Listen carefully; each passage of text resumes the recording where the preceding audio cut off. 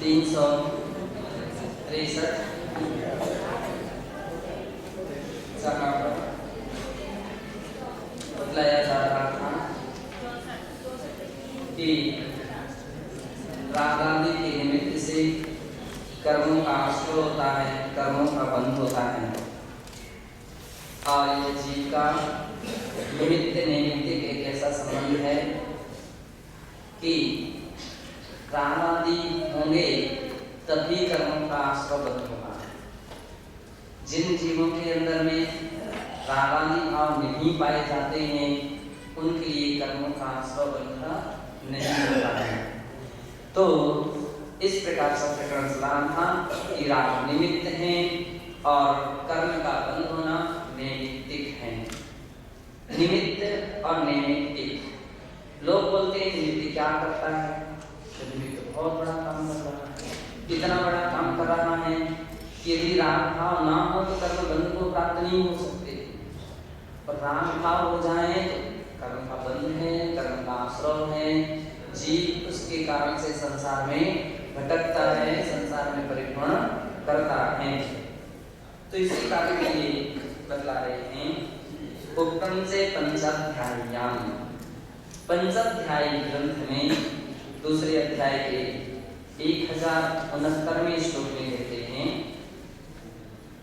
अंतर्दृष्ट्या कषायाणां कर्मणां च परस्परं निमित्त नैमित्तिको भावः स्यान्न स्यात् जीवकर्मणो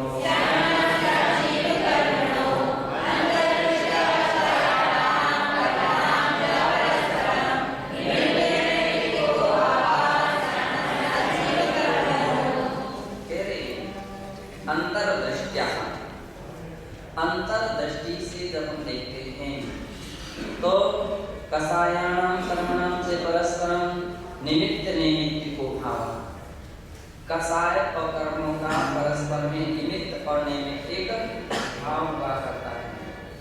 तो एक ऐसी अवस्था बनती है कि जिससे कषाय और कर्मों का आश्रय बंध होता है। लेकिन शान ना सा जीव कर्मणो, जीव कर्म ये दो द्रव्य हैं। दो द्रव्यों में तो निमित्त नैमित्तिक संबंध नहीं है।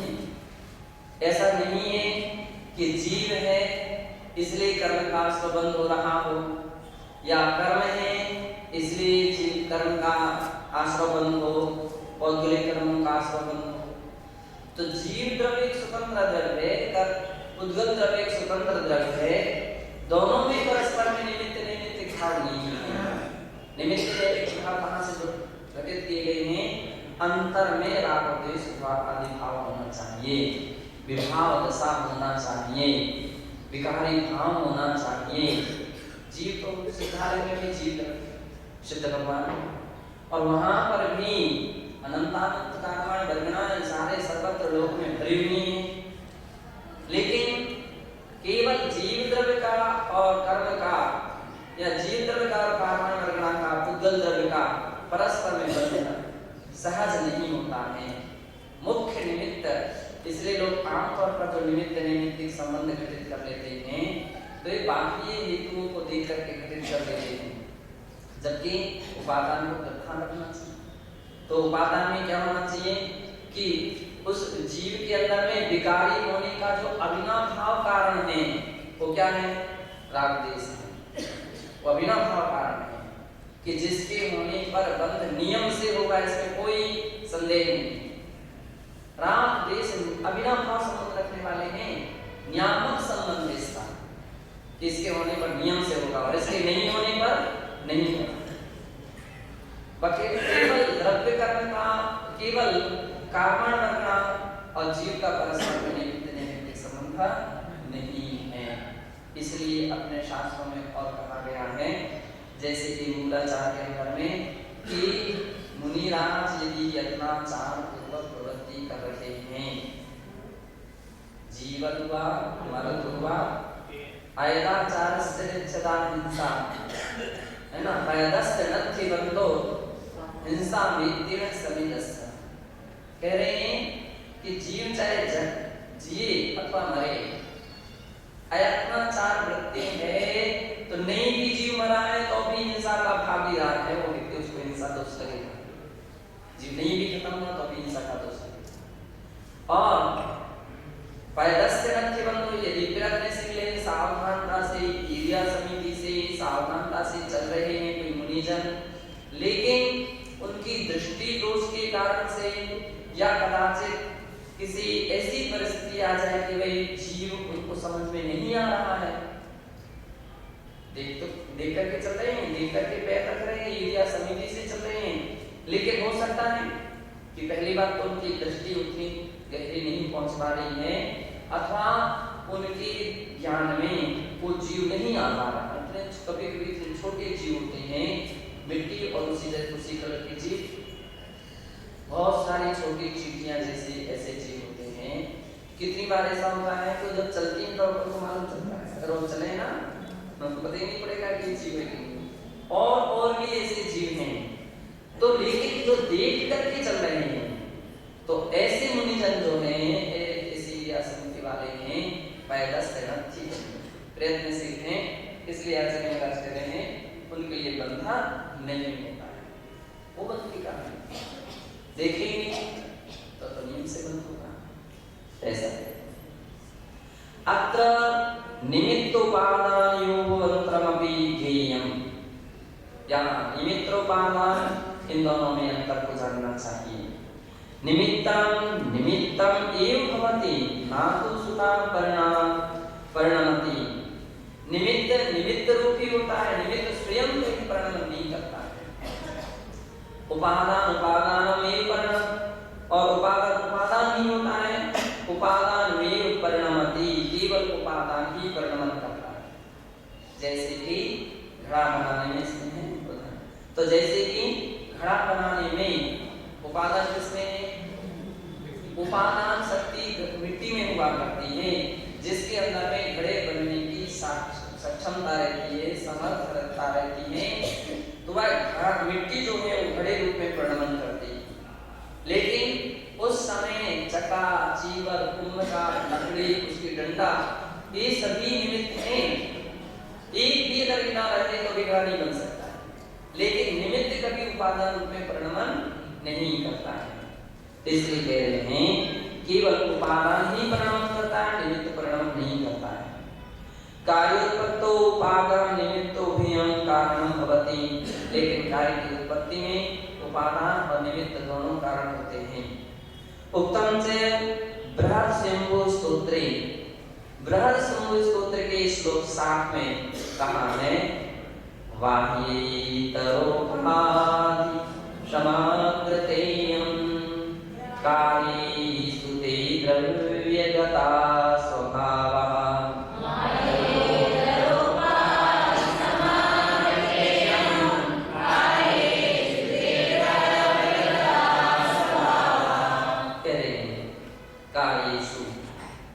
जो कार्यों की उत्पत्ति में बाह्योत्तरोपाधि समग्रते द्रव्यागता स्वभाव, द्रव्यागता स्वभाव, द्रव्यगत ऐसा स्वभाव पाया जाता है, एक ऐसी आवश्यक क्षमता पाई जाती है कि जिसमें बाह्य उपाधि और अंतरंग उपाधि समग्रतेयं, इन दोनों की समग्रता हो।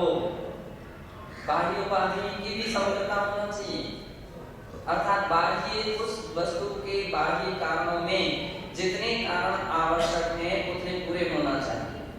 इसी प्रकार से अंतरंग उपादान में जितनी क्षमता होना चाहिए वो भी परिपूर्णता होना चाहिए। तो मतलब है बाह्य तरोपाधि समग्रते, इनकी समग्रता ही कार्य की उत्पत्ति में सहज मात्रा में कारण हुआ करता है। द्रव्य कर्म निमित्तम प्राप्य उपादान रूपात्मा विभाव रूपेण परिणमति। द्रव्य कर्म के निमित्त को पाकर के उपादान रूप अपनी आत्मा विभाव रूप से परिणमन करती है। आत्मा विभाव परिणाम निमित्तम प्राप्य, और आत्मा विभाव रूप जो परिणाम है उनके निमित्त को पाकर के उपादान पुद्गलानाम एव कर्म रूपिणी परिणमनम, आत्मा के विभाव रूप परिणाम में विभाव देश रूप जो परिणाम है उनके निमित्त को पा करके उपादान रूप जो पुद्गल है वह भी कर्म रूप से परिणमन करता है। एवं निमित्तम बाह्य सहकारी कारणम एवं निमित्त बाह्य सहकारी कारण ही होता है। अंतरंग कारण धातु उपादान गतैव इति विवेकः कार्यः, किंतु अंतरंग कारण तो उपादानगत जो योग्यता है वही है ऐसा विवेक करना चाहिए। अत्र निमित्तम कारणम यथावति, यहाँ निमित्त कारण जो होता है तस्वयं परिणामम् अपि सन्निधि मात्रेण नियामकत्वेन हेतुभूतं भवति। वह स्वयं ही कौन निमित्त कारण जिस समय होता है उस समय तद अयम परिणाम अपि सन्निधि मात्रेण, उस समय इस प्रकार के निमित्त के सन्निधि अर्थात उसकी उपस्थिति अथवा उसके यथा विधि जो बाह्य सहचारी बना है उसके निमित्त के यानी कारण बने को पा करके उपादानगत जो अवस्था है वह नियम से ही स्वयं परिणमन करती है, ऐसा जानना चाहिए। निमित्त कारण नियामकत्वेन हेतुभूतं भवति इति व्यवहारेण कथनम, ऐसा व्यवहारेण का कथन है। व्यवहारेण निमित्त नैमित्तिक संबंधो वास्तविकः, व्यवहार से निमित्त और नैमित्तिक संबंध जो है वो वास्तविक है, ना तो कल्पना मात्र। कल्पना मात्र नहीं, कोई व्यक्ति ऐसा सोचे कि केवल कल्पना मात्र है तो ऐसी बात नहीं है। इस प्रकार से इस सिद्धांत को अपने लिए अच्छी तरह से समझना चाहिए, जानना चाहिए। आज आप लोगों को बड़ी प्रसन्नता है कि काल जैसे ही ध्वजारोहण यहाँ पर हुआ और एलाचार्य नवीन सागर जी महाराज का आगमन हो गया और मध्याह्न काल हुआ तो आचार्य विभव सागर जी महाराज का सत्संग पदार्पण हो गया। तो बड़ी प्रसन्नता है, बड़ी खुशी है।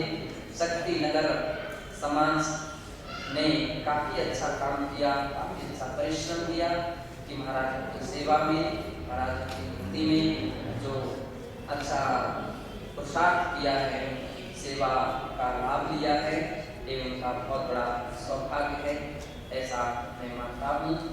आज बड़ी खुशी के साथ, बड़ी प्रसन्नता के साथ यहाँ पर वो सब पहुँचाने के लिए आए हैं।